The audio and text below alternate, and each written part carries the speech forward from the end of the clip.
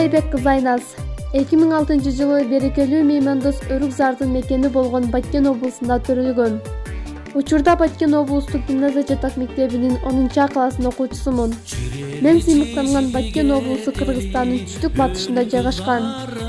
Эли меймандос, жери кооз, абасы таза, витаминдүү өрүк алмасы менен жана дүйнөдө сейрек кездешчү айгүл гүлү менен таанымал. Көпчүлүгү биле бербеген 3 ай күн тийбеген, 3 ай тийбеген кереметтүү айылдары бар. Мөр булакка барабыз ай тускуну. Баткендин табияты кол тийбеген бойдон. Мындан улам Өрүкзар жергеси сырдуу жана табышмактуу. Бийик тоолордун жайлоо капчыгайларын коозугу көз жоосун алып, унутулгус элес калтырат. Көргөн адамдын кызыгуусун арттырган тарыхый уникалдуу туристтик жайларга абдан бай. Мен сиздерге алардын айрымдары жөнүндө айтып берем. Айгүл гүлү өзүңдөй ачылыптыр. Ар бир салмон чоктой гүлгө толо. Көпчүлүктү суктандырган Кадамжай районунда Кутман көл.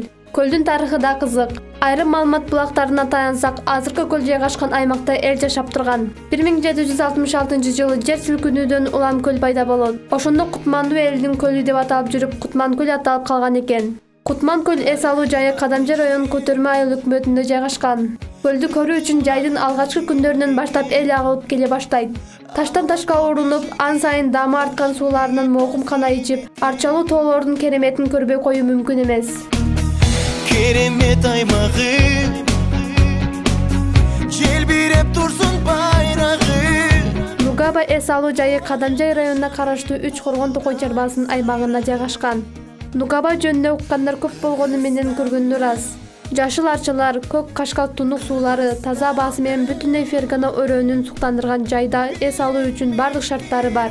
Биз сөз кылып жаткан Нугаба эс алуу жайы жаратылышын кооздугу менен көргөн жанды өзүнө тартат. Ал эми эс алуу шарты боюнча жергиликтүү ишкерлердин колуна берке дегим келет. Кыргызстаным керек бир өзүңө ардайм жаным аябай тамчыкканым. Баткен район Самархандек айылында жайгашкан Сарытоо жергиликтүү калктын арасында абдан белгилүү. Маалыматтарга ылайык, илгери бул жерде Сармат деңизи болгон. Кийин ал кургап калган. Бул жерден байыркы деңиз кабыктарын 485 миллион жыл мурун өскөн өсүмдүктөрдүн калдыктарын көрүүгө болот. Бул тоонун беттери түркүн түстөгү гүлдөргө толуп, агарган таштар көк асман биргелешип өзгөчө бир керемет көрүнүштү берет. Жергиликтүү туристтер бул жерге көп учурда кино тартуу үчүн көп келишет.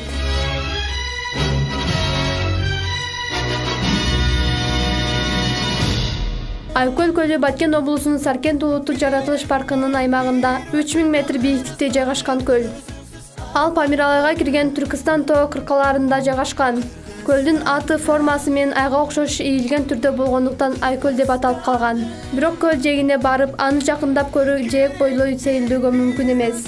Анткени ал бийик аска соолор менен курчалып турат. Ал көлдүн кооздугун бийиктиктен гана көрүүгө болот.